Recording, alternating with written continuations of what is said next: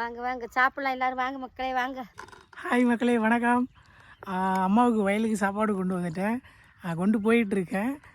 என்ன சாப்பாடு அப்படின்னா இந்த தூக்குச்சட்டியில் அம்மாவுக்கு சாப்பாடு இருக்குது.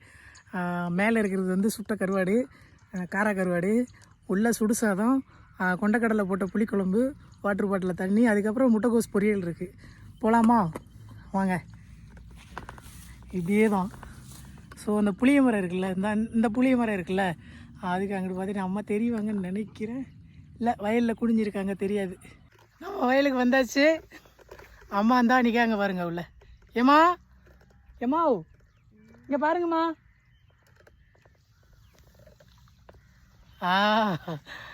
அம்மா உங்களுக்கு சாப்பாடு கொண்டு வந்துட்டேன். சாப்பாடு கொண்டு வந்துட்டாங்க. ஆமாம். ஹாய் மக்களே, எல்லோரும் நல்லா இருக்கீங்களா? வயக்காட்டில் இருந்துடுறேன். சாப்பாடு கொண்டு வந்துருக்காரு. என்ன சாப்பாடுப்பா? சோறு, கொண்டக்கடலை குழம்பு, அப்புறம் முட்டைக்கூஸ் கூட்டு, அப்புறம் கேட்டிங்களே கருவாடு சுட்டு கொண்டு வரான்னு பொரியல், அதெல்லாம் கொண்டு வந்துருக்காரு. அப்போதானே வேமா களை எடுக்கலாம், அதுக்காக வேண்டி ஏமாற்றி பண்ணுறாங்க. சேர்ந்து வந்து களை எடுக்கிறாங்கல்ல, சும்மா நம்மளை போட்டு வதைக்கிறாங்க.